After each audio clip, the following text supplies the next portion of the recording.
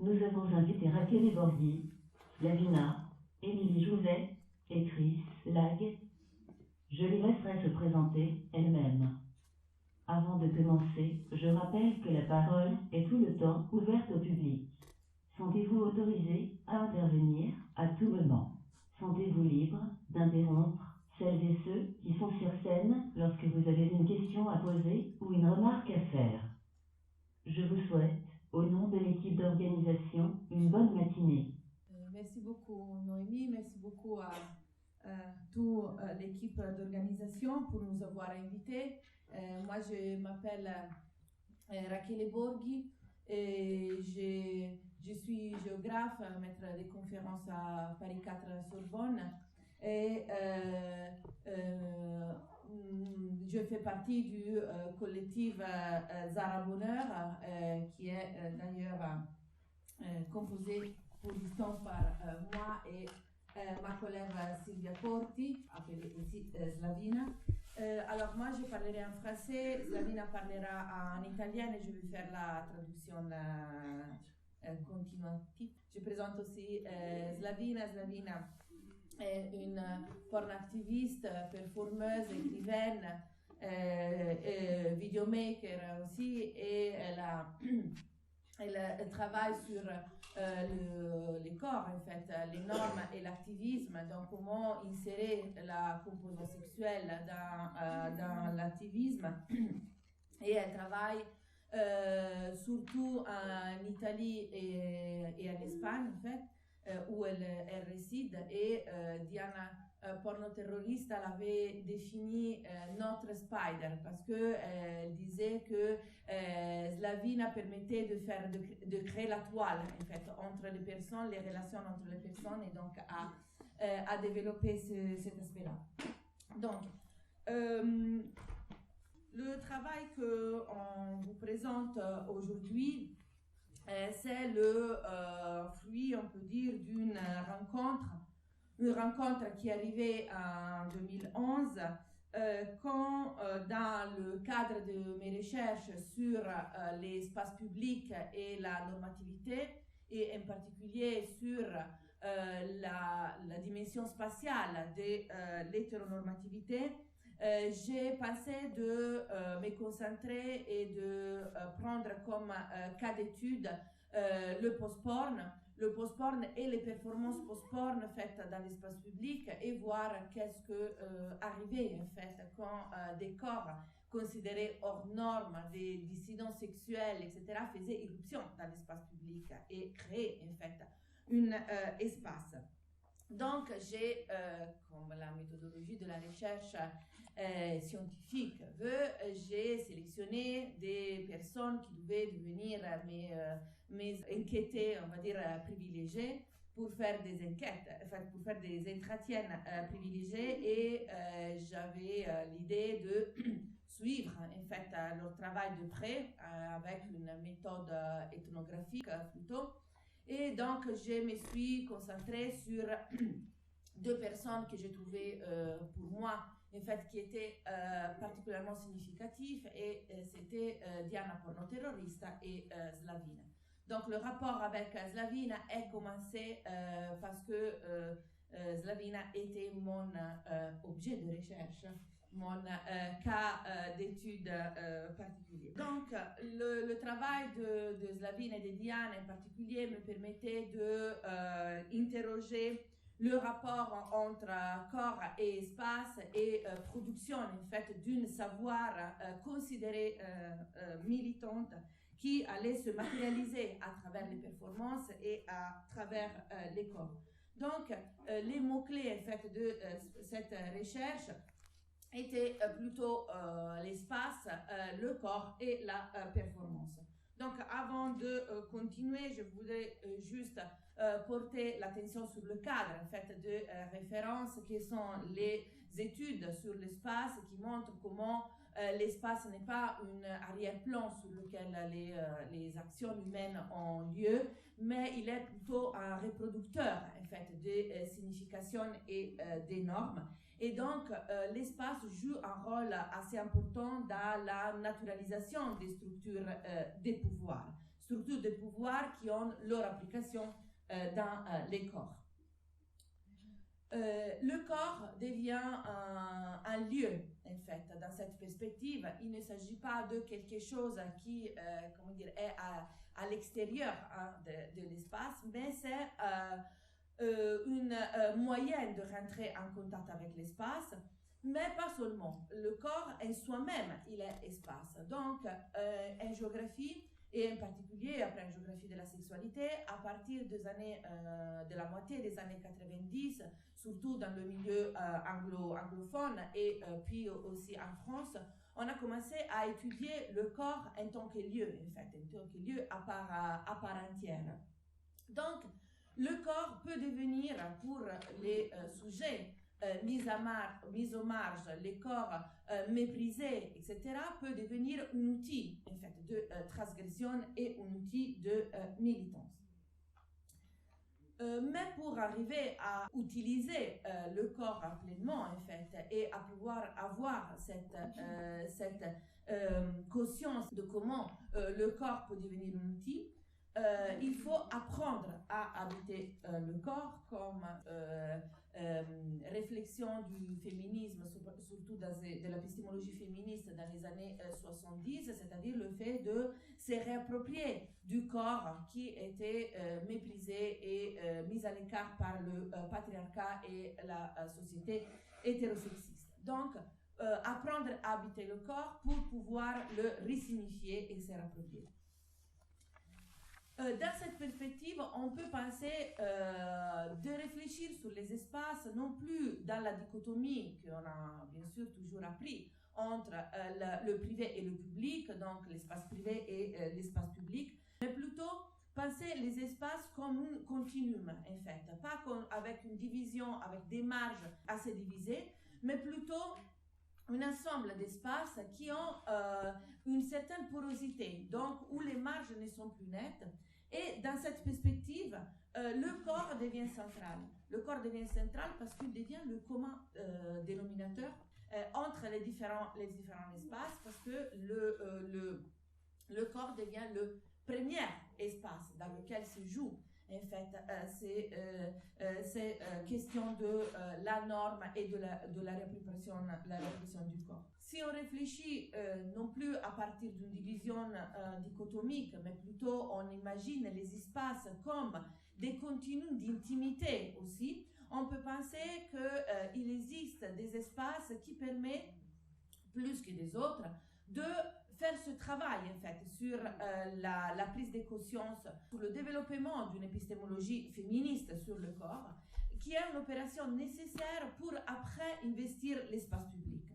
Et dans ce genre de lieux, il y a des lieux que plus que d'autres ont un rôle assez important en fait pour ce genre de perspective, et sont les espaces des ateliers. Per introdurre questa piccola spiegazione di che cosa sono gli atelier e i laboratori, abbiamo un piccolo contributo video. Pour introduire cette petite intervention sur le focus sur les ateliers, on vous montre une petite vidéo. Facevamo questo laboratorio dentro un posto che è il Centro di Cultura e Pensiero Femminista di Torino, un posto quindi dalle caratteristiche intrinsèquement non molto sexy. Alors, la blague finale a été référée au fait qu'on a fait cet atelier à l'intérieur au centre de pensée et culture féministe de Turin, qui n'a pas la nommé d'être un centre assez sexy. Io sono molto emozionata, devo ammettere questa cosa, è una sorta di cartaceo benevolenza, perché ho paura di dire stupidaggini, quindi spero che siate comprensive.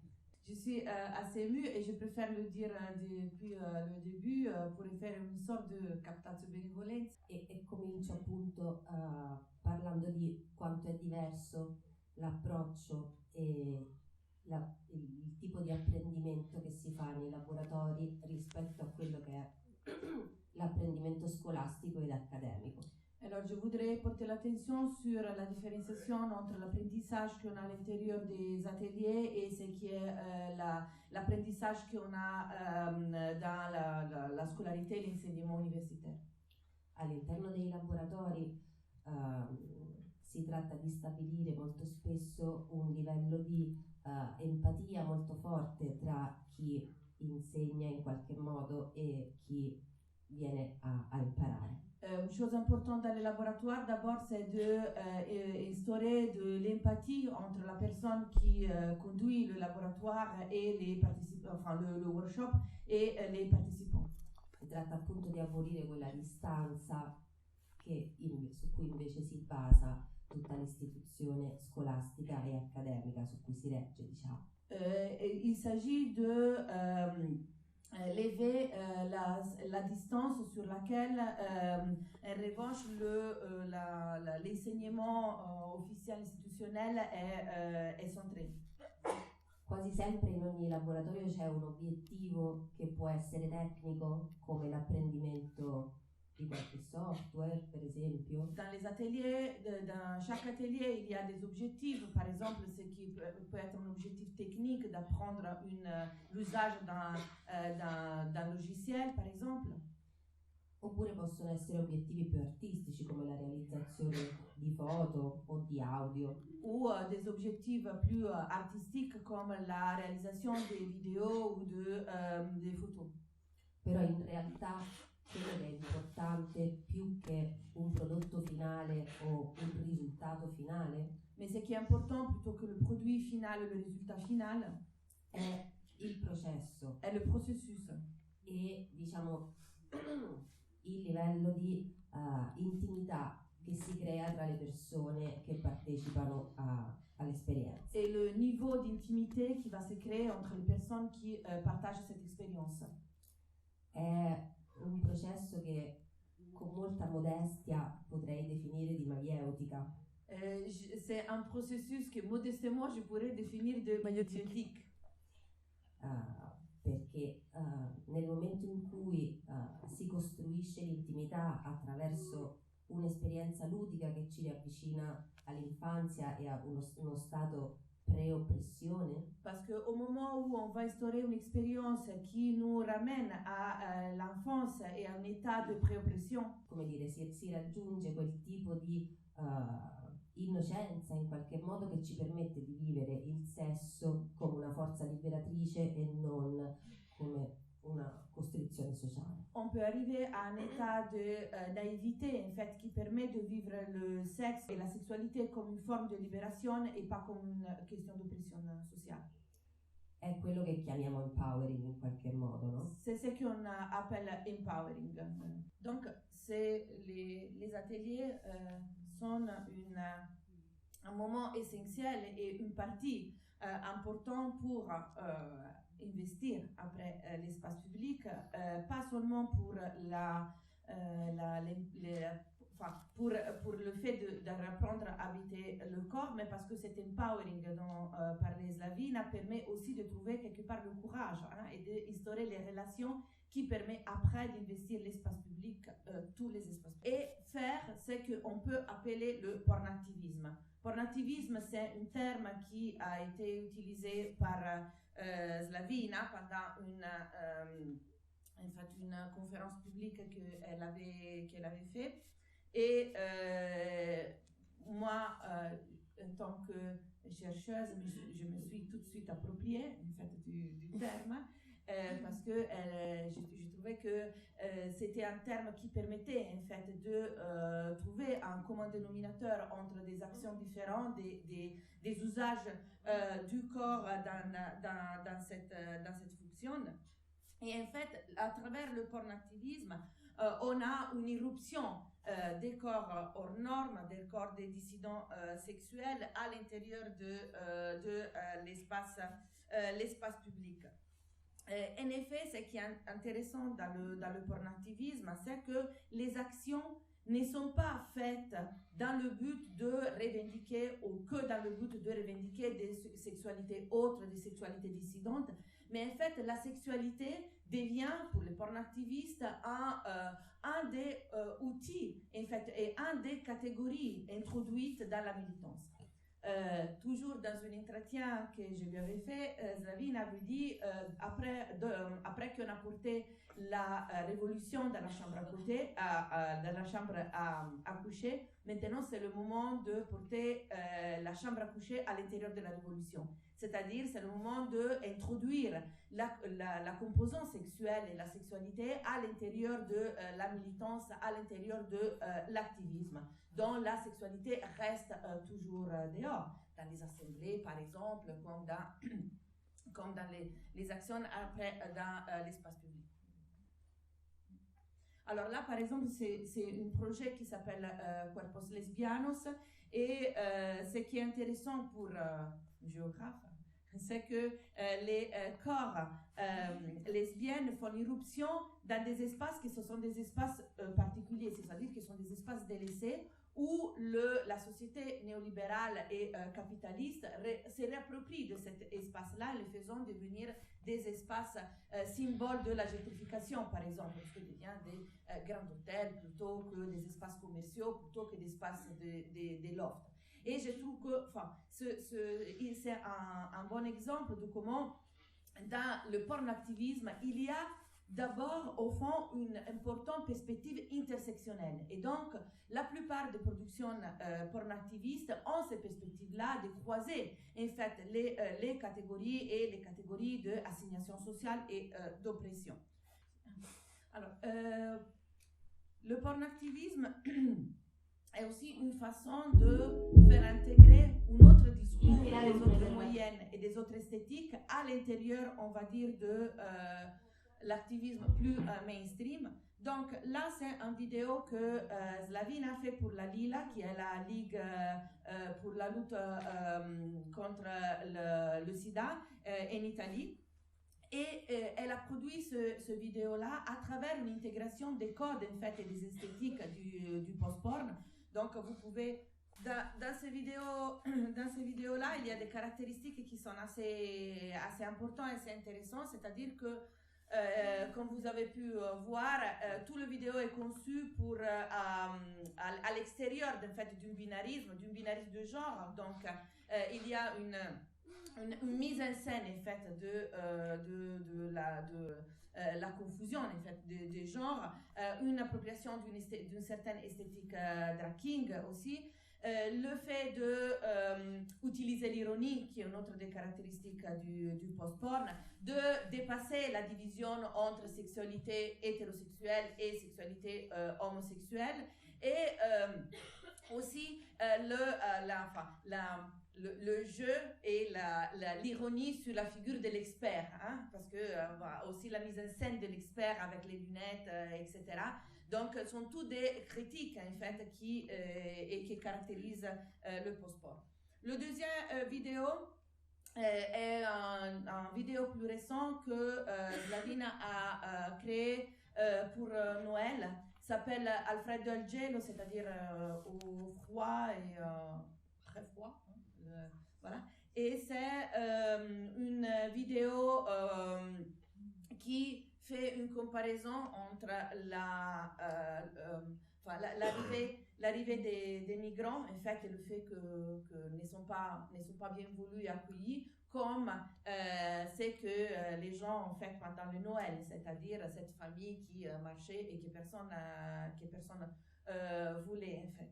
Et là encore, vous avez tout une introduction des éléments, les prothèses, les végétaux, l'usage du corps nu et tout, et le son, et vous l'avez donc un usage du corps pour en fait dénoncer la question de la migration. Et surtout, c'était concentré sur la dénonciation des conditions de travail des migrants qui travaillent pour la production des tomates, surtout en Italie du Sud. Donc, c'était une vidéo collaborative qui est sortie à Noël. Donc, vous voyez comment dans le porno-activisme, on a des différentes causes en fait qui sont traitées. Maintenant, on vous montre un exemple français, c'est Flash Porn Act, qui a été fait par le collectif Urban Porn. Donc, cette collaboration, cette recherche en fait, que j'avais commencé à mener, qui m'a porté en contact avec ce contexte et ces personnes, a quelque part ouvert tout un tas de questionnements. Et donc, à un moment donné, on s'est demandé si ce porno-activisme, comme un porno-activisme, donc le post-porn, que c'est un mouvement pour certaines et qui met en scène que travaille sur les sexualités dissidentes et sur la visibilité d'un autre imaginaire, la production d'un autre imaginaire. Voilà une définition de post-pornographie faite par Sam Boursier. Et là, du porno-activisme à l'intérieur des moyens de transport. Enfin, les moyens de transport comme espace public sont un lieu privilégié du porno-activisme. Et voilà, comme je disais, cette recherche a ouvert à tout un tas de questionnements et a mis bien sûr en discussion les rôles différents qu'on avait. En fait, moi, celle de l'enquêteur, enquêtrice académicienne universitaire et les autres porteurs d'une pratique en fait militante, parce que bien sûr je me rendais toujours plus compte qu'il y avait tout un tas de réflexions et qui produit dans ce contexte-là par des personnes qui n'étaient pas censées produire de la théorie, non? Donc moi j'étais celle qui devait mettre en place la théorie et vis-à-vis de leur pratique. Et donc, on a commencé à penser s'il était possible de porter le porno-activisme à l'intérieur de l'académie. Dans mon cas, parce que c'est là mon lieu, en fait, c'est mon contexte de référence. Et donc, on a, en 2012, j'ai demandé à Slavina j'ai demandé à Slavina si pendant une des performances qu'elle faisait et que moi j'étais là pour l'étudier, pour travailler sur sa performance, j'ai demandé à Slavina si je pouvais participer en fait à sa performance. Moi j'avais déjà fait les ateliers avec elle et elle acceptait en fait de travailler avec moi, de faire cette performance avec moi. Et à partir de là, on a commencé à essayer de travailler ensemble pour mettre en place, on cherchait en fait de créer des espaces où c'était possible de ne plus avoir cette division en fait entre l'académicienne et la militante, entre la théorie et la pratique, et aussi où ces genres de travail pouvaient porter à une contamination des espaces, et donc n'avoir plus l'espace de la conférence et après, de notre côté, l'espace pour les performances, l'espace pour l'atelier, etc. Mais travailler pour la création d'espaces hybrides, en fait, entre les fonctions et entre les différentes choses qui marchent, qui arrivent là-dedans. Et donc, on a créé Zara Bonheur. Zara Bonheur n'est pas un homme d'art, en fait, mais c'est plutôt un projet. Et donc, un projet qui vise à créer quelque chose, en fait, de créer un espace d'élaboration, un espace où on essaie de travailler sur le dépassement, en fait, des binômes, des dichotomies, des casquettes, des normes, et créer des espaces qui sont plutôt en continuum. Donc, souvent, on fait des conférences qui deviennent des ateliers, qui deviennent des performances, où il y a, à fur et à mesure, une participation des participants qui ne sont plus le public, en fait, mais qui sont partie intégrante de la performance. Donc, Zara Bonheur est née en 2012, à peu près. Donc, on commence à faire des performances collaboratives jusqu'à cette année qu'on a décidé de transformer officiellement Zara Bonheur est une collective, donc une collective qui est composée par moi et Slavina, où on a une tentative justement de briser en fait les limites disciplinaires et les limites aussi des espaces d'expression. Moi, l'université, elle, plutôt des contextes militants ou artistiques, et donc on a organisé des ateliers et des conférences à la Sorbonne, et moi j'ai participé à certaines de ces performances. Et l'idée est de ouvrir en fait un espace qui soit plutôt un espace de élaboration collective. Donc Zara Bonheur, c'est un projet ouvert, en fait, un projet ouvert qui va, on espère, s'alimenter petit à petit avec les contributions d'autres personnes. Ce n'est pas un projet terminé justement, il s'agit justement d'une expérimentation. Et une expérimentation qui essaie de dépasser la division entre culture élevée, légitimée et culture plus populaire, et donc travailler sur des textes et sur la transmission des textes au dehors des supports traditionnels, c'est-à-dire des articles scientifiques d'un côté, des fanzines de l'autre côté. Et donc Zara Bonheur essaie de travailler sur des sujets et de mélanger en fait les textes, de confondre les textes, de les faire sortir de leur support et de les transmettre à travers les corps. Et ce qu'on vous montre maintenant, c'est une performance qui s'appelle Porno Trash et qui en partie vient d'un projet que j'avais déposé au CNRS. Donc avec les textes que j'avais utilisés pour faire le projet, on s'est dit mais est-ce qu'on peut faire quelque chose qui ne soit pas un projet pour le CNRS? Et donc on a créé Porno Trash. Cette performance serait réalisée aujourd'hui en version réduite. C'est là pour l'adapter au contexte dans lequel elle est faite aujourd'hui.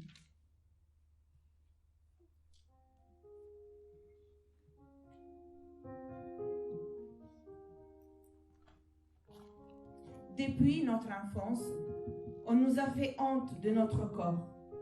On nous empêche de nous branler d'abord sous des prétextes médicaux farfelus. On nous empêche de mettre les coudes à table. On nous oblige à n'être jamais à poil. On nous a fait honte de notre corps parce qu'il traduit nos désirs, même quand nous n'osons pas le dire. On nous a dit: soumettez-vous dans votre chair, portez des cravates, des slips et des soutiens-gorge. Faites le salut militaire, ne vous étendez pas sur les pelouses, ne vous asseyez pas dans le bureau de votre chef sans y être invité. Restez assis en classe. Libre disposition de notre corps. Notre corps En relation continue avec l'espace. Donc, nous devons reconnaître que les individus dans la société subissent des oppressions liées à leurs caractéristiques physiques. Notre corps marque la frontière entre soi et les autres. C'est un moyen pour entrer en contact avec l'espace et pour l'expérimenter. Notre corps est un support exceptionnel d'exercice de la souveraineté de l'État. On ne gouverne pas que les populations, mais aussi les corps individuels, corps productifs et reproductifs. Notre corps est la frontière entre l'intime et le public, l'espace personnel et individuel dont les normes collectives sont intégrées ou contestées. Notre corps, il n'est pas seulement dans l'espace, mais il est espace. Notre corps, il est aussi directement plongé dans un champ politique. Les rapports de pouvoir opèrent sur lui une prise immédiate. Ils l'investissent, les marquent, les dressent, les supplissent, exigent de lui des signes. Notre corps, il est toujours ailleurs. Il est lié à tous les ailleurs du monde. Et à vrai dire, il est ailleurs que dans le monde. le corps est le point zéro du monde, là où les chemins et les espaces viennent le croiser. Mais les corps des femmes, Est partout, affichés, filmés, publicisés, corps standards, ultra normés. Je suis saturée de ces images de corps, mises en scène, codées de façon à respecter scrupuleusement les hiérarchies sociales qui divisent et agencent les corps entre eux. La guerre menée contre le corps des femmes est une guerre menée contre notre droit d'exister tel que nous sommes, avec toutes nos imperfections et nos défauts, bosses, creux, rides et lignes, avec les traits avec lesquels nous sommes nés et qui se transforment par l'évidence de la vie qui passe. La guerre menée contre le corps des femmes est une guerre menée contre notre droit d'exister tout simplement, avec toutes nos forces, nos limites, nos capacités et nos vulnérabilités, dans notre entière diversité et notre commune humanité. La guerre menée contre le corps des femmes est aussi un conflit sur la race et la couleur de la peau. Conflit qui se joue à travers des stéréotypes profondément ancrés sur la valeur et la beauté de la blancheur qui imprègnent notre culture et notre langage et qui sont utilisés pour la colonisation des personnes non blanches et des sociétés non occidentales.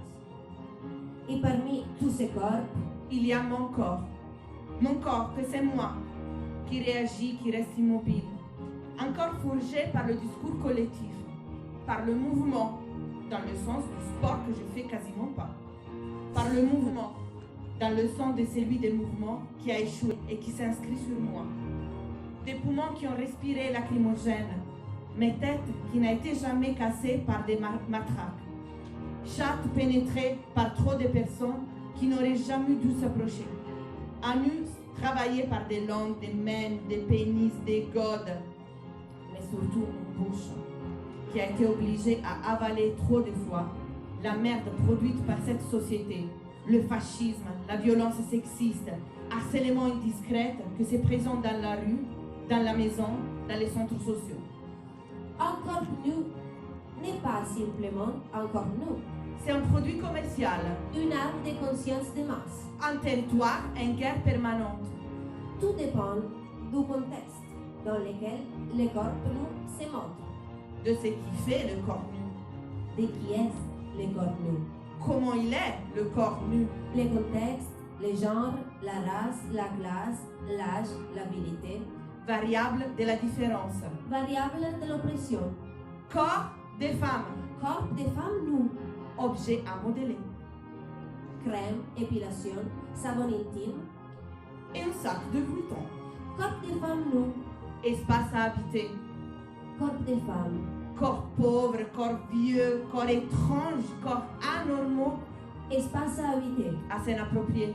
Pour les rendre leurs produits. Pour les modeler, les former, y mettre son propre marque. Et s'ils se rebellent, Et s'ils résistent, et s'ils ne collaborent pas avec leur oppression, c'est encore à insulter, à enchaîner. à violer. Viol, Arme de destruction massive. patriarcat, Arme de destruction massive. corps de femmes. Corps de pauvres, corps de nègres, corps d'indigènes, corps bizarres, Territoire à occuper, territoire, ce qui est contrôlé par un certain type de pouvoir.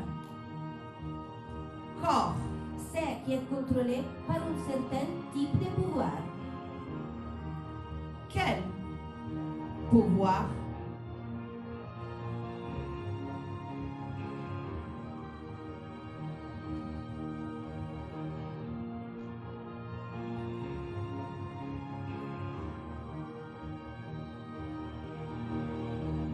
Mon corps est un champ de bataille.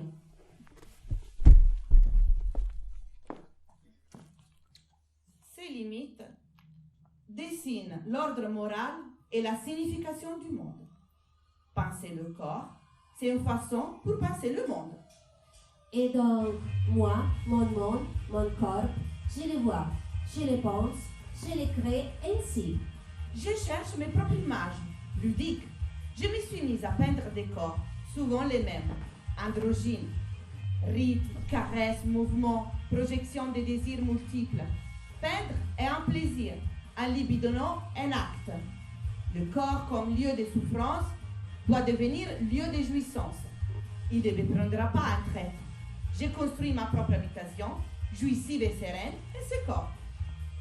La contrasexualité est une création artistique et nous sommes les artistes du bon jeu.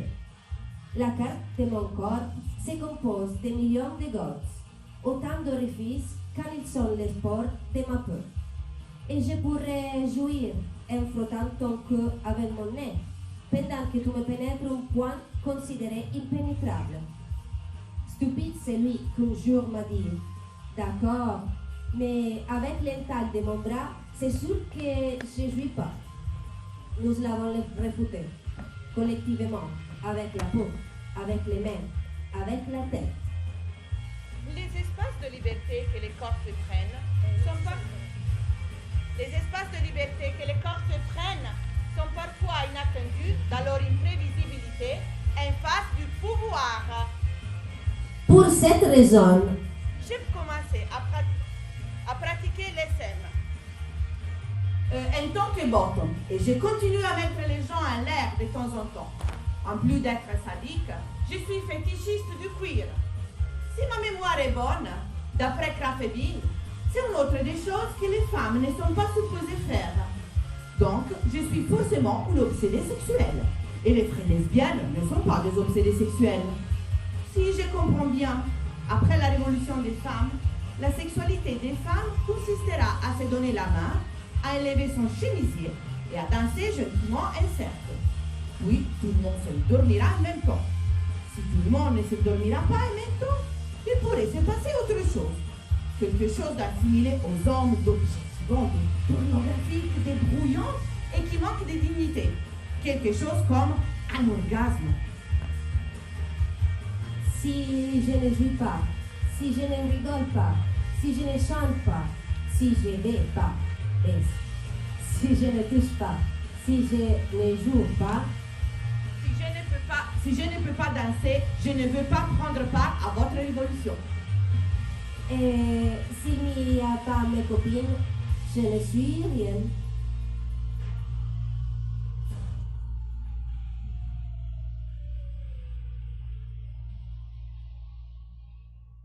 Elles sont là. Si je me transforme dans... La belle au bois dormante se dit gentiment d'une amante oublieuse de son clitoris. Elle tombe alors dans une espèce de somnolence dont elle ne connaît pas le motif. Elle peut rester dans cet état à là des temps indéterminés. On a connu une belle au bois dormante particulièrement solitaire. Son temps ont passé avant qu'une de ses amantes la trouve au cours d'une promenade. L'état de somnolence prend fin en principe pour la belle quand les amantes lui rappellent avec délicatesse qu'elle a un clitoris. Je veux... Poil. On appelle poil la glorieuse toison qui recouvre les jambes, les bras, les aisselles, le pubis et en partie la figure. Certaines amantes admirent le dessin qu'elle forme. Certaines admirent la couleur du poil ou la longueur. Certaines admirent comment elles se partagent le corps. Pour de nombreuses amantes, les plus enviables sont celles qui ont des poils vigoureux et noirs. Elles coupent leurs poils pour qu'ils repoussent plus fort et plus épais. Je ne veux pas vêtements. Les porteuses des fables disent que quand il leur arrive de demander aux amantes des peuples d'amantes comment elles aiment de s'habiller, elles disent qu'elles n'aiment pas le faire. Et il semble bien qu'elles n'aiment pas le faire. Commençons par une évidence. La nudité en soi ne signifie rien, ne dit rien. Il se réduit finalement à un simple état, celui d'un corps qui ne recouvre qu'un signe. Mais cette incroyable neutralité s'efface dès qu'on la met en perspective avec lieu, avec un contexte. Se mettre nu pour prendre une douche apparaît comme une nécessité, voire une banalité. Se rendre à l'opéra ou au restaurant intégralement nu relève de l'exhibitionnisme ou de la provocation. La nudité se résumerait-elle à ce double binôme individu-collectif, privé-public, dans le cadre des pratiques sociales? Au fil de l'histoire, et sous des prétextes variés, la nudité a été parée de valeurs, de normes, de tabous. Elle est devenue scandaleuse, excitante, morbide ou innocente. Elle constitue l'élément d'un vocabulaire, d'un langage qui aide à comprendre les sociétés dans lesquelles elle se montre ou se l'est devinée. Le lieu sert là de mode d'évaluation de la nudité. Incongru et choquant dans certaines situations, elle est ordinaire et quotidienne dans des autres. Cette situation de nous ordinaire ou exceptionnelle, spectaculaire ou banale, a pour effet de caractériser les lieux dans lesquels la nudité a sa place ou ne l'a pas. La nudité produit des lieux. Lorsque la nudité fait éruption dans l'espace public, elle produit un formidable impact visuel et un effet subversif incontestable. La nudité, individuelle ou collective, privée ou publique, crée des lieux, des territoires, des pratiques, travaillées par des normes, des codes, des histoires, des morales et des idéologies. La nudité produit des relations. Mon corps produit des relations. Mon corps est un champ de jeu. Normalement, la performance continue comme cela. Normalement, maintenant, tous les gens qui participent, qui partagent le même espace, normalement sont à poil et dansent à la fin avec leur habit à l'intérieur de sachets à poubelle. C'est pour ça que ça s'appelle pornotège. Sauf que, parfois, ce qui arrive... Je vais maintenant vous faire participer à une polémique dans laquelle j'étais protagoniste sans le vouloir, enfin, sans l'avoir vraiment prévu. Suite à une vidéo qui d'ailleurs était Daniel qui a tourné pendant les Queer Days du 2013 à Bordeaux en février, où j'étais invitée pour faire une conférence sur le post-porn. Et pendant cette conférence, je me suis déshabillée pour problématiser le rapport entre le sujet chercheur et l'objet de la recherche. Donc, à la place de faire une PowerPoint sur ce sujet-là, j'ai préféré le mettre directement en performance et me déshabiller pendant que je parlais pour voir aussi la réaction des gens et tout.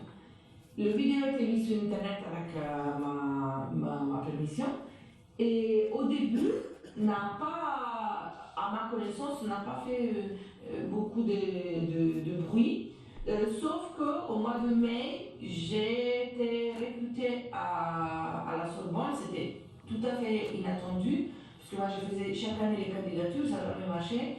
Et 2013, un miracle, la chose a marché. Et donc j'étais recrutée à Paris 4 à la Sorbonne. Et après mon recrutement, quelqu'un a envoyé à tout le personnel de la Sorbonne, président compris, le vidéo en disant que j'étais pas quelqu'un d'adapté à un contexte comme celui de la Sorbonne. Et parfois, les académiciens, les scientifiques produisent des performances. Merci.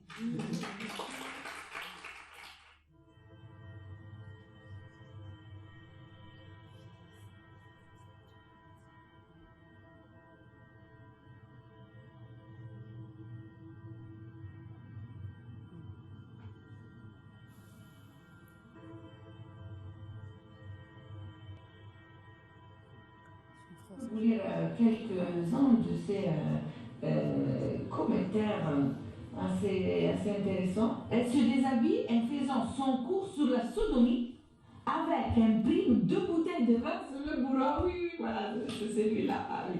C'est ça que j'aime bien. Mais... La semaine dernière, on a tenté l'expérimentation porno-trash à l'intérieur de la 3e conférence de la géographie de la sexualité européenne qui s'est tenue à Rome. Rachele Borghi et Silvia Corti étaient dans le panel sur la décolonisation du savoir. On a donc pensé de faire porno-trash à la place de parler de l'expérience de Zara Brunner et du porno-trash comme était prévu. On a prévenu les organisateurs et l'organisatrice du panel et on a fait porno-trash et toute la salle, composée pour la plupart d'académiciens, s'est déshabillée et a dansé dans une kermesse finale qui a substitué le débat. Sauf que les personnes n'ont pas oublié qu'on était à l'intérieur de l'université et donc quelqu'un qui passait là sans avoir participé à la performance du secrétariat a dénoncé la chose à la présidence et les organisateurs ils étaient appelés à l'ordre et des menaces, des plaintes en fait, et des conséquences légaux ont été portées. On ne sait pas la suite parce que ça c'est arrivé la semaine dernière.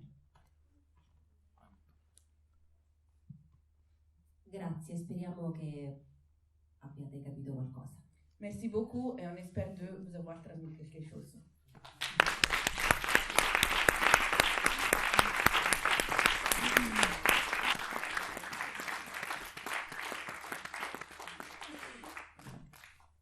Une ou deux très rapides questions maintenant et ensuite on passe à la suite.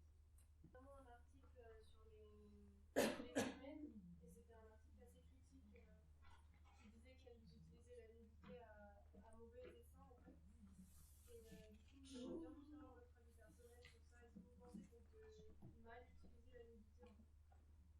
Alors ça c'est une question qui se pose souvent en fait parce que et c'est intéressant parce que ça veut dire que les femelles sont le modèle de référence en fait sur la nudité de l'espace public.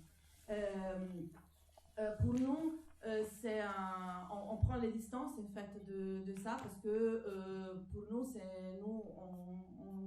on fait référence à notre féminisme. Notre féminisme c'est un féminisme le transféminisme, un féminisme intersectionnel, un féminisme de l'alliance en fait des luttes et un féminisme aussi qui porte le corps en fait dans l'espace public jusqu'au bout. Hein. Donc la nudité que nous on montre c'est une nudité totale et pas avec la chatte qui reste tabou toujours en fait. Et Slavina à ce propos a fait un cabaret parce qu'elle fait un spectacle qui est un ensemble de cabaret et elle a fait une casting en fait, elle a joué sur le casting des femmes et nous quand on s'est déshabillés, elle nous a dit non attendez. Io giocando dicevo questa cosa che ho fatto il casting delle femelle però non mi hanno preso per l'età e per non sto dentro quegli standard. Elle disait dans le cabaret qu'elle avait fait le casting, elle joue sur ça, qu'elle a fait le casting chez les femelles, mais elle n'était pas prise parce qu'elle était trop vieille et que son corps ne marchait pas trop. En plus, elle s'est révélée. J'ai plus une question par rapport à l'autocensure justement que vous avez voulu mettre en scène aujourd'hui, parce que c'est pas une solution non plus, et du coup comme forme de résistance, qu'est-ce qu'on peut imaginer d'autre que l'autocensure? Pour moi, il n'y a pas question de trouver des solutions, il faut problématiser et avoir une responsabilité collective en fait. Moi je pense que sur lequel au moins je voudrais travailler, c'est la création d'alliances. C'est-à-dire que et ça revient un peu à le travail qui a montré Slavina sur les ateliers. C'est-à-dire que c'est à travers la création des alliances, à travers la création de relations entre les personnes que tu trouves le courage de faire des choses, parce que tu prends le risque qui n'est pas le risque que sur toi individuellement et sur ton corps, mais c'est là que ton corps devient un corps collectif en fait. Et donc pour moi, c'est à développer le sens du corps collectif et les relations entre les personnes pour pouvoir faire ça.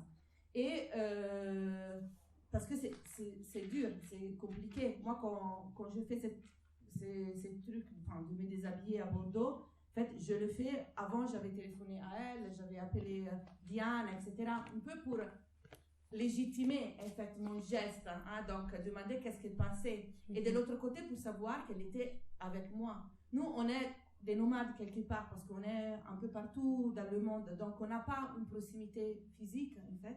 Et donc après, quand tu as les attaques des fachos, quand tu as les attaques à l'université continuent, quand tes collègues ne te disent pas bonjour parce qu'ils ont honte de toi et ne te touchent pas la main parce qu'ils pensent que tu es contagieuse, en fait, ce sont des choses qui sont dures à tenir.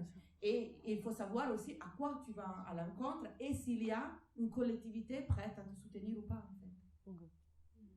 Je suis d'accord avec Rachele. E ecco, solamente sottolineare questa importanza del côté emotivo, nel senso che Je voudrais souligner aussi l'importance de la côté émotionnel. Perché è qualcosa che è anche pre-politico. Parce que c'est quelque chose qui est aussi pré-politique en fait. E che è l'unica forma di resistenza possibile. Et que c'est pour moi la seule forme de résistance possible. Perché molto spesso, come dire, viviamo anche delle sconfitte, no? E se pensassimo che andiamo avanti soltanto quando vinciamo, non lotteremo mai più. Parce que souvent on a aussi des échecs, donc il ne faut pas penser qu'il faut continuer seulement si on a des victoires en fait, mais il faut intégrer aussi l'idée de l'échec. Vous expliquez au début de la conférence que vous vous revendiquiez d'une épistémologie féministe issue des années 70, notamment autour de la question de la réappropriation du corps. Et par rapport plus précisément à vos ateliers, on voit une réappropriation du corps aussi dans sa dimension érotique. Et par rapport à ce que vous disiez par rapport aux années 70, je me demandais aussi si vous vous inscriviez aussi dans ces démarches qui existaient à l'époque, d'ateliers où des femmes se réunissaient pour avoir connaissance de leur corps, de comment il était constitué, et essayer de se rapproprier un savoir et une connaissance sur le corps qui, aujourd'hui, mais comme à l'époque, est approprié par le pouvoir médical. Et je me demandais s'il y avait aussi ce lien-là dans votre démarche. Oui, oui, bien sûr, c'est tout à fait dans la lignée, en fait. Et donc, tout ce que tu as décrit, c'est ce qu'on a dedans. Et je pense que c'est aussi important de souligner que dans notre travail, il y a toujours une sorte de reconnaissance vis-à-vis du parcours, en fait. Parce que nous, on est aujourd'hui aussi le résultat d'un parcours qui a été fait. Et donc, il n'y a pas le fait de dire oui, bon, ça a été déjà fait dans les années 70, etc. Parce que nous, on ne veut pas dire, oh bon, nous, regarde quelque chose hyper original qu'ils ont fait, etc. Non, c'est pas du tout ça. C'est le fait de, aujourd'hui, qu'est-ce qu'on va faire de tout ça, de ces bagages-là? Qu'est-ce qu'on va introduire? C'est quoi notre exigence contemporaine, en fait? Comment on le met en fait, dans nos vies et dans la continuation du combat, en fait, avec toute la transmission de cela. Per allungare ulteriormente la linea di connessione storica. E prolonger encore la ligne de connexion historique. In Spagna si dice somos las nietas de las brujas que no habéis conseguido quemar, i nipoti delle streghe che non siete riusciti a bruciare. En Espagne on dit nous sommes les nièces des sorcières que vous n'êtes pas arrivées à brûler. Bonjour, je me demandais, on est quand même dans un cadre souvent académique, comment est-ce qu'on sort ça dans le grand public? Nous, on travaille beaucoup sur les territoires, on est Jean Réville, c'est croisé et quand on travaille dans le quotidien avec les gens sur le terrain, avec les femmes dans les villes et qu'on mène des ateliers, on a du mal à aller très loin sur ces questions-là. Comment vous faites? In realtà appunto è il contrario. In realtà c'est le contraire. Perché è relativamente poco tempo che abbiamo portato queste cose anche all'interno di un contesto più ufficiale e istituzionale. Parce que c'est depuis très très peu de temps qu'on a commencé à porter ces choses à l'intérieur d'un contexte dit plus istitutionnel et officiel. Forse la caratteristica più evidente di queste esperienze finora peut-être la caractéristique la plus évidente de ce genre d'expérience jusqu'à présent è che appartenevano all'ambito della militanza politica e dell'attivismo. È che était confié à le contexte de la militance et des activistes en fait. che è il mio contesto di appartenenza. qui est mon contexte d'appartenance. Et il y a eu un épisode l'année dernière parce qu'on était appelé à Alghero en Sardaigne en fait, pour faire Pornotrech et on n'avait pas bien compris le contexte dans lequel on était. Et quand on est arrivé là-bas, on a compris que c'était une salle de théâtre, une sorte de salle de théâtre. Les gens venaient que pour la performance, lorsque normalement il y a une fête après, parce que tous les gens après, sont très amusés, etc. Et il n'y avait pas vraiment des militants, il y avait des gens de la ville qui étaient venus pour voir un spectacle comme ils font dans le contexte. Et nous, on était très inquiètes pour ça, parce qu'on dit, bon, qu'est-ce qu'on va faire maintenant et tout. Et c'était une des fois qu'on a eu le plus de retours possible, en fait. Parce que les gens nous ont demandé, en fait, il y avait des femmes aussi d'un certain âge qui étaient là et que nous approchaient pour nous dire est-ce que tu peux m'aider à me déshabiller, en fait, parce que elles voulaient essayer. Et puis ils nous ont écrit sur Facebook en disant on a fait une expérience incroyable, on s'attendait pas à ça, etc. Et on a reçu aussi beaucoup d'énergie, d'amour, en fait, d'affection. Et c'est pas évident parce que on a besoin de ça après ces genre de performance. Sur la question des réseaux, en fait, tu parlais au début, Raquel, du fait que Salina était un peu votre toile. Du coup, je me demandais un peu dans quel pays européen se répartissaient ces réseaux de porno-terroristes et quels étaient les liens en Europe avec entre ces différents groupes. Sì, allora, la rete non è pornoterrorista. Le réseau n'est pas un réseau porno-terroriste. Il pornoterrorismo è come un sottogenere. On peut dire que le pornoterrorisme c'est un sous-genre. Diciamo che esiste sì una rete di pornoattivismo. Il y a un réseau de pornoactivisme. O di attivismo post-porno. Ou d'activisme post-porno. Che è, diciamo, ha degli snodi importanti a Barcellona, per esempio. Qui a des noyaux importants, par exemple à Barcelone. Nel Sud America. Dans l'Amérique du Sud. In alcune città d'Italia, però in maniera un po' scordinata. In certaines villes d'Italie, mais pas d'une façon vraiment très coordonnée entre les gens. Altri luoghi non mi vengono. Des autres lieux, je sais pas. La France maintenant, la Francia. Stiamo cercando di fondare un piccolo nucleo pornoattivista a Lyon, siamo venute qua per questo. Alors on voudrait bien former un petit réseau pornoattiviste à Lyon, donc on est là pour ça. La questione è seminare, no? La question c'est un peu de s'aimer, et puis, parce que la base c'est aussi le do it yourself en fait. Donc, on était en mois de février, moi Slavina, on était à Lille, on était invité par le collectif XXY et donc on a commencé une petite collaboration avec Gabriel. Et donc on a fait plutôt des échanges et ils sont là, ils travaillent sur le territoire. E la questione è anche come dire, dei luoghi di incontro, no? Perché a volte queste esperienze esistono, però non hanno maniera di incontrarsi. La question c'est aussi d'essayer de créer des lieux de rencontre, en fait,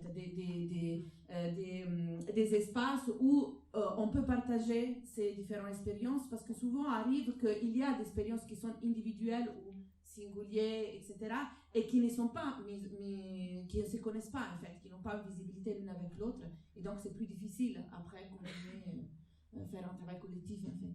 E per questa ragione con Rachele stiamo cercando di organizzare il primo festival post-porno italiano. C'est pour cette raison qu'on est en train d'essayer d'organiser le premier festival post-porno in Italie. Diciamo incentrato sull'audiovisuale ma un po' sul modello Muestra Marrana, che è questo. Centré sur l'audiovisuel, un peu sur le modèle de la Muestra Marrana, qui est le festival post-porno qui est vers la 6e édition et qui était d'abord à Barcelone et en Espagne, à Valencia. No, a Barcellona, a Madrid. Barcelone, à Madrid et puis cette année au Mexique. E quindi se faremo questo festival siete tutti invitati. Si on va faire ce festival, vous êtes bien sûr invités. J'ai l'impression qu'il y a deux éléments là. C'est l'idée de collaboration et ça me fait réfléchir par rapport à là le cadre dans lequel on vous a invité et où j'ai l'impression que justement on n'a pas assez travaillé en amont une collaboration et un espace ensemble pour que se fasse cette performance. Moi j'ai été très gênée de tenir ce drap, je vous le dis, la position de censeur ne me convient pas. Et je tiens à préciser, c'est pas nous qui l'avons demandé, hein. C'est pas l'organisation. Mais c'était intéressant aussi, ça m'aide. Et l'autre question, c'est plus sur la dimension humour et ironique que j'ai... Pardon, sur la dimension de l'humour. Ah, de l'humour. La risa, humoristique. Et de l'ironie que je vois dans vos performances et qu'on a pas mal discuté hier aussi avec Lélia et d'autres intervenants, et comment l'humour est une forme de réaction, résistance, transformation. Sì, è una forma, da una parte appunto comincio dalla fine, che... Je commence de la fin en fait. L'humour, Okay. L'umore è una forma di desacralizzazione, no? è una forma di desacralizzazione di questa performance che sembra sempre, diciamo, a questo statuto artistico molto alto e incomprensibile. De la performance a un certain statut artistique élevé et parfois difficile à comprendre. È inaccessibile. Et surtout inaccessible.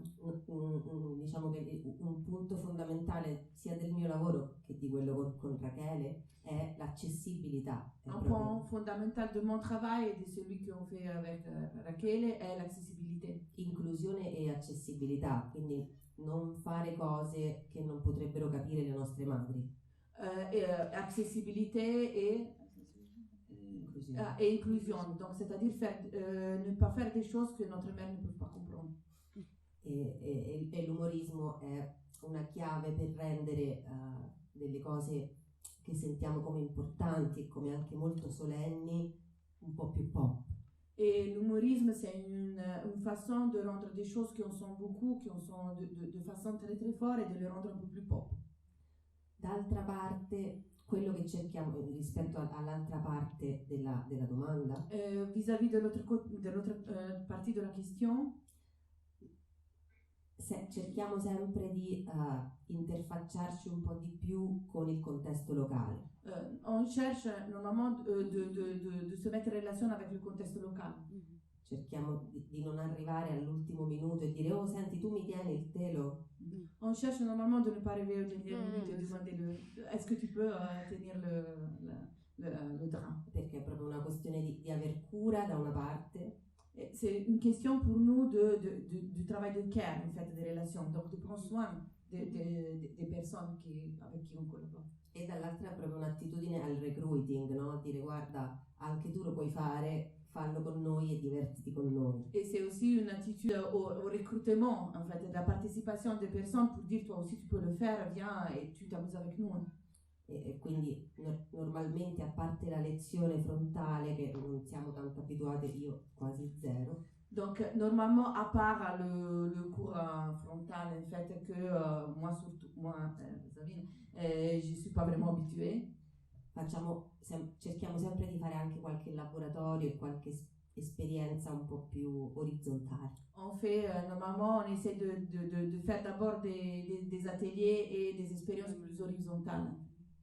Dans ce cas-là, nous on était bien sûr beaucoup influencés par la réaction de la semaine dernière, et je pense que un peu sur l'enthousiasme général, parce que bon, moi je me suis enthousiasmée tout de suite à la proposition de Noémie, moi je connaissais ton travail, Noémie et tout, donc c'était quelque chose que j'ai reporté à Slavine, on a parlé de ça et on était dans ce qu'on appelle l'euphorie, non, de la chose.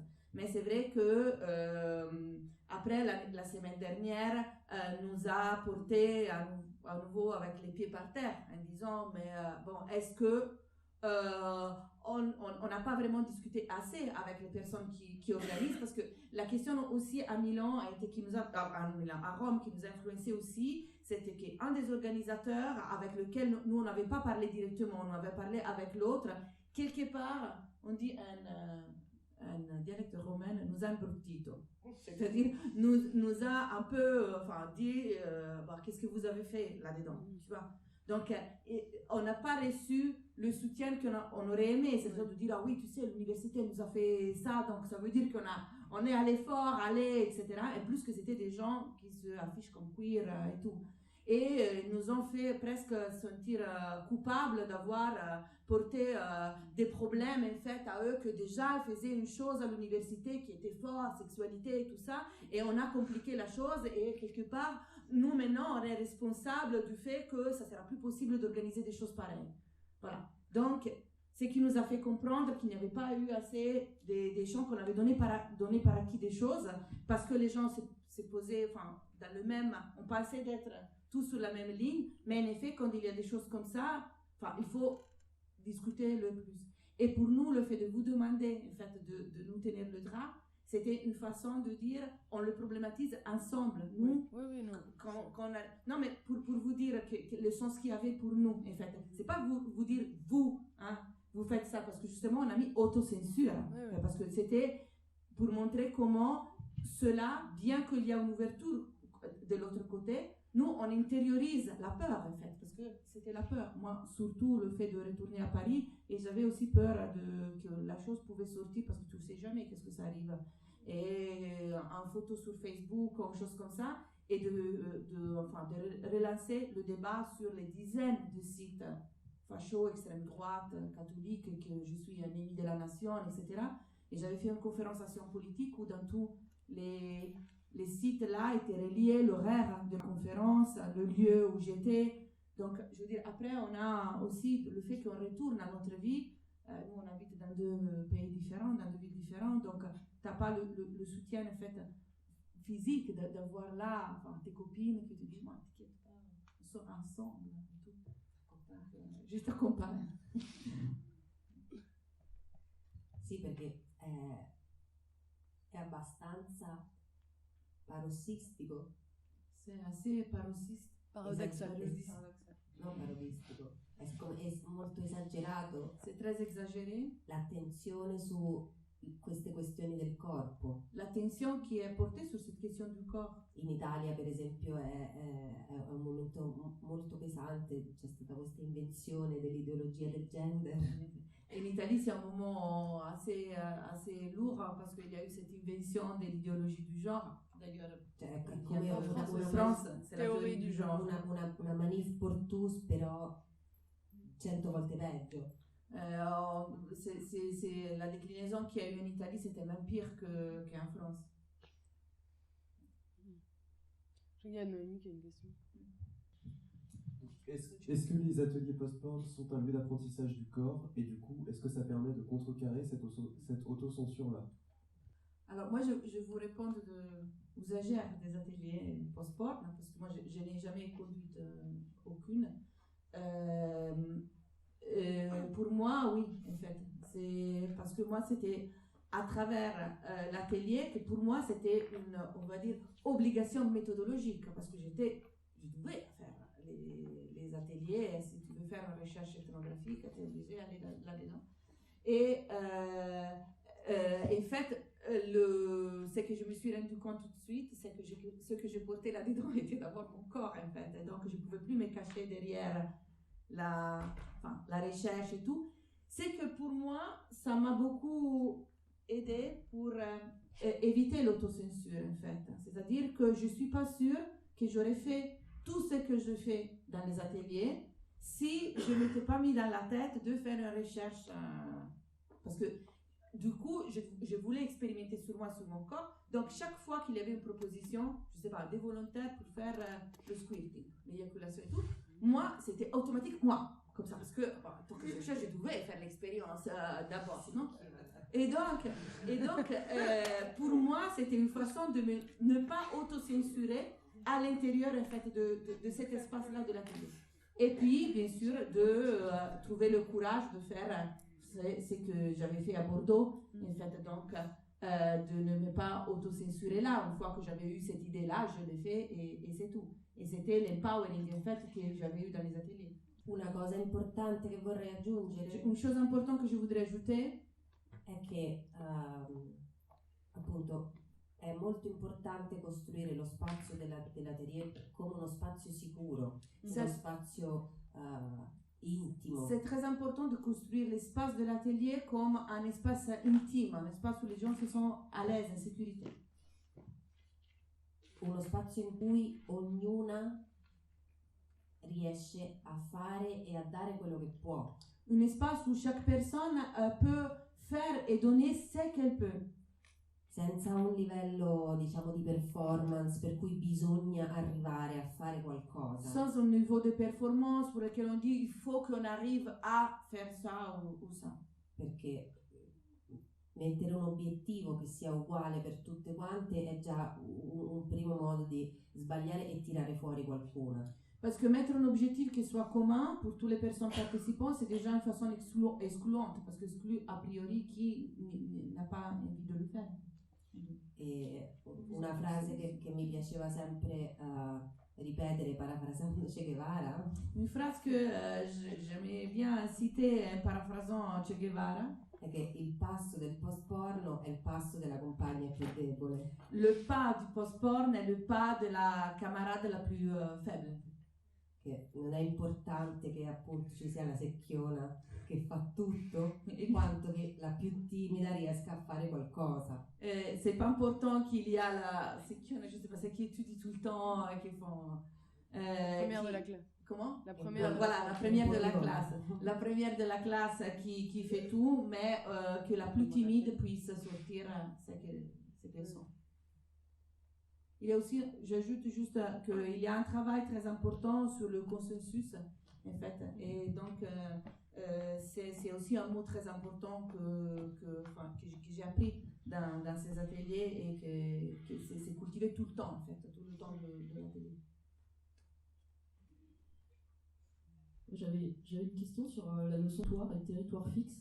Parce qu'en fait, au tout début, il y avait cette phrase les espaces jouent un rôle important dans la reproduction et la naturalisation des structures de pouvoir. Et finalement, vous avez beaucoup évoqué, enfin, performé, justement, qui sont des choses de l'ordre d'un espace plus éphémère, événementiel. Mm-hmm. Et du coup,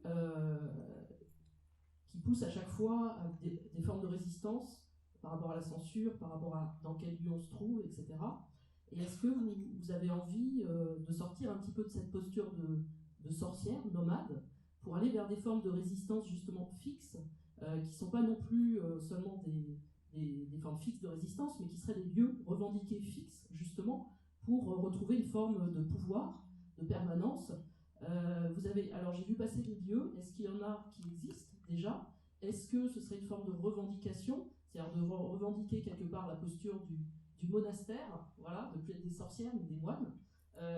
Alors j'ai vu passer, je sais pas, le Queer Art Lab de Madrid, je connais un petit peu Calafou, mais j'y suis pas encore allée. Voilà, est-ce qu'il y a des lieux fixes qui existent? Est-ce que c'est une revendication de votre part pour justement performer, je dirais, plus sereinement dans des lieux qui existeraient ou qui seraient à créer? Voilà. Io vorrei andare a vivere con Rachele. Moi, je voudrais aller vivre avec Raquel. Però io ho una famiglia in Catalogna con una figlia. J'ai une famille en Catalogne, j'ai une fille con suo padre. Avec son père. E Rachele ha un lavoro fisso a Parigi. E Rachele ha un travail fixe a Paris. Quindi è obbligatoria una certa forma di nomadismo. Donc c'est obligatoire une forme de nomadisme. E appunto di cercare di creare spazi lì dove viaggiamo piuttosto che concentrarsi sullo sviluppo di uno solo spazio fisico. Et chercher de créer des espaces là où on va plutôt que se concentrer sur un seul espace fixe. J'ai pas entendu le premier lieu où vous avez envie d'aller vivre. Non, c'est chez moi. Pas chez moi dans la maison, c'est-à-dire vivre ensemble en fait. Créer notre un espace fixe où on est ensemble physiquement en fait. Et pas que... Mais des lieux qui s'approcheraient le plus, je sais pas, Calafou ou le Queer Art Lab, est-ce que ça existe ou pas? Des lieux? Alors, le Queer Art Lab, c'est un projet, en fait, c'est pas un lieu. Donc, c'était un projet européen. Moi, j'ai participé à la séance la semaine qu'il a eu à Madrid, où on a produit une action qui est devenue après en vidéo et tout. Et puis, il y a eu à Bologne, que je ne suis pas allée, par exemple. Donc, c'était normal. Et Calafort, bon, je pense que Slavina sera mieux se on sait pour parler de Calafort. Io vivo nel paesino immediatamente vicino a Calafort. Je vis dans le village où il y a Calafort. E sono andata a vivere in quel paesino proprio per stare vicino a Calafort. Et je suis allée vivre dans ce petit village pour être proche à Calafort. È un tipo di relazione un po' complicata. C'est une relation assez compliquée, un peu compliquée. Perché viaggiando spesso, parce que lorsque je voyage beaucoup, sono più concentrata appunto nel creare un luogo così di métissage. Je suis plutôt concentrée dans la création d'un lieu de métissage all'interno del mio piccolo paesino. À l'intérieur de mon petit village. Però devo ammettere che venendo dall'esperienza dei centri sociali, alors lorsque je viens de l'expérience des squats, io sono stata ho avuto una forte appartenenza ad un luogo concreto di Roma che è il Forte Prenestino. J'ai eu une forte appartenance à un lieu concret de Rome en particulier qui était le Forte Prenestino. Ora preferisco il rizoma. Aujourd'hui, je préfère le rhizome. Après, cela dit, ça c'est un peu notre positionnement et notre travail parce que souvent on est invité pour faire conférences, ateliers, performances dans des collectifs en fait, dans des collectifs qui font un parcours et nous on va quelque part s'insérer, à faire un petit point à l'intérieur d'un parcours collectif, à l'intérieur d'un espace qui est par exemple celle d'une squat ou celle d'une collective, à l'intérieur d'une ville, à l'intérieur d'un territoire. Donc après, ce sont les personnes là-bas qui font leur travail. Pour ce qui concerne la notion de territoire, moi je trouve que c'est intéressant là parce que la notion de territoire, pour les géographes, reprend une sorte de... insérer une sorte de côté identitaire revendiqué. Moi, je l'ai beaucoup utilisé quand j'ai fait une recherche sur le rapport des lesbiennes à l'espace public avec le rapport à la plage, pour comprendre s'il y avait en fait au moins une volonté de territorialiser, c'est-à-dire de marquer avec une certaine identité, avec une certaine, de certains passages, de certaines envies, un espace en fait. Donc, de revendiquer un certain espace et de le faire devenir un territoire. Et donc, le travail qu'on fait, rhizomatique, c'est aussi pour essayer de créer aussi des petites, des territoires, si les gens après veulent constituer leur territoire. Pendant que le micro circule, je sais qu'à Bilbao, il y a un espace énorme qui est féministe non-mix femmes trans-women, où là-bas justement en fait, il y a des ateliers qui s'organisent et des trucs aussi reliés au post-porno. Et puis moi j'ai fait des ateliers là-bas et c'est un lieu qui est en train de se défendre, mais qui cherche à avoir de plus en plus de visibilité. Je pense que justement il va y avoir plein d'ateliers qui vont se faire et c'est un lieu très chouette. Ça s'appelle, s'il y en a qui veulent l'écrire, ça s'appelle Loïuka, c'est O-I-H.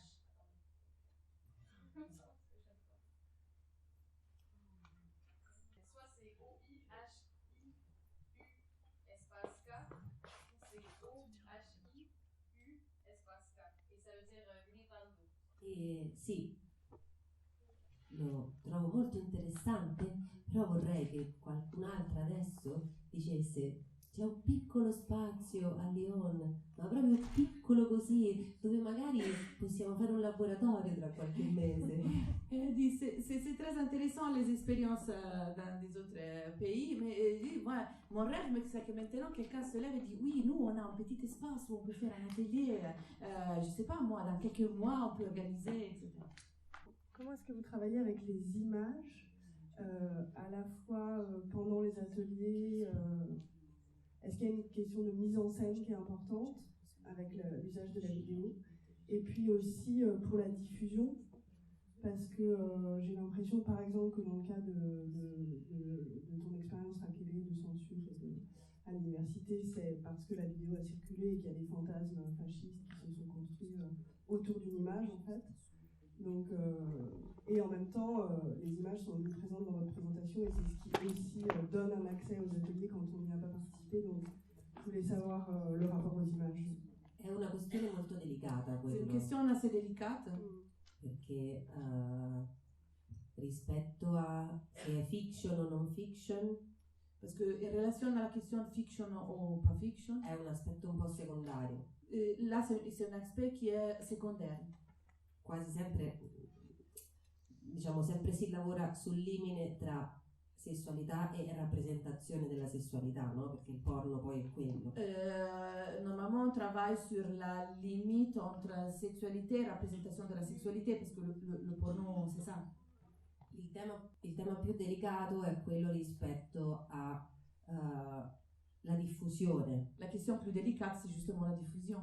Perché ad un livello personale a volte è molto facile fare quel passo per liberarsi all'interno del laboratorio. Parce qu'à niveau personnel, souvent c'est plus facile de faire le pas pour se libérer à l'intérieur de l'atelier. Però a livello sociale tutte e tutti abbiamo una fidanzata, un fidanzato, un capo del lavoro. Mais à niveau social, on a tous et toutes une fiancée, un chef au travail, la mère, le père.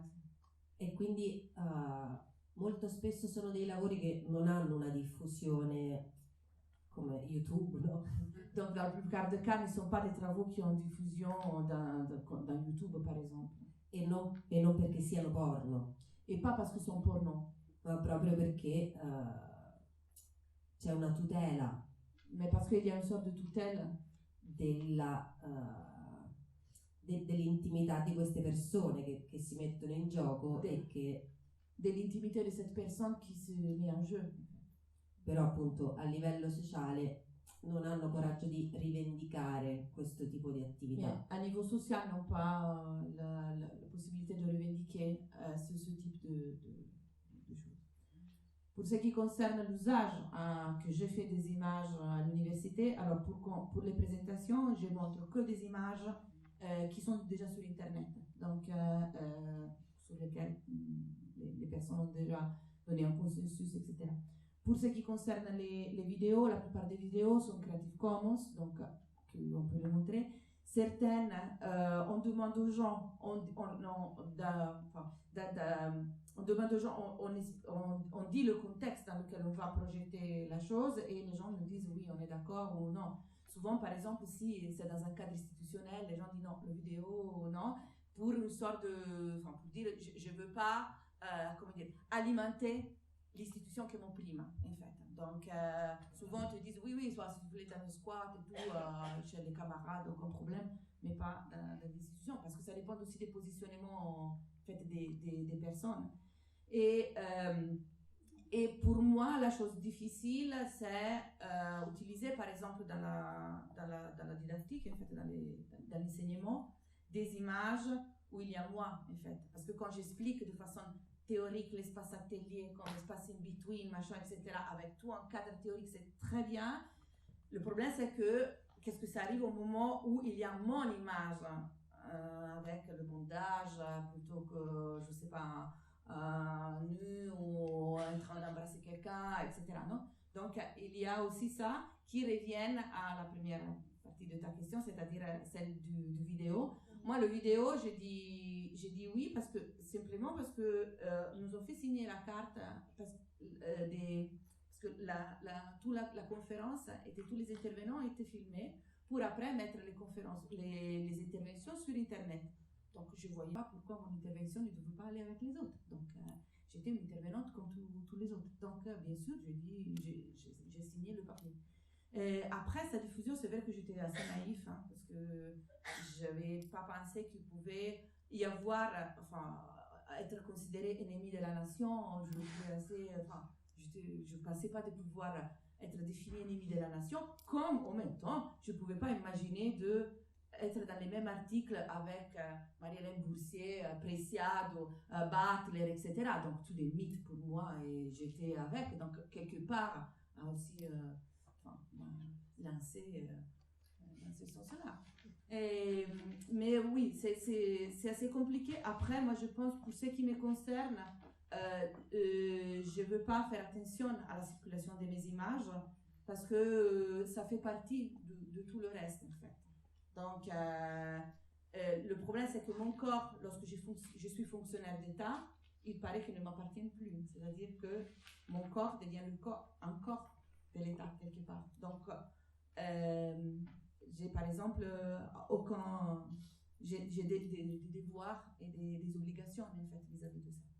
Mais oui, je fais pas attention et je les laisse aller. Je me dis, le fois qu'il y a la question, tu la gères, hein, avec justement les relations que tu as. Parce que sinon, toute seule, tu vas vraiment craquer. Donc, renforcer toutes les relations pour n'être pas dans l'obsession de ce qui arrive de ton image. Bah, écoutez, merci beaucoup à vous deux. On va prendre une petite pause. On va reprendre à 12h10 pour écouter Émilie Jouvet. Donc on se retrouve tout à l'heure. Non, tout de suite. Oui.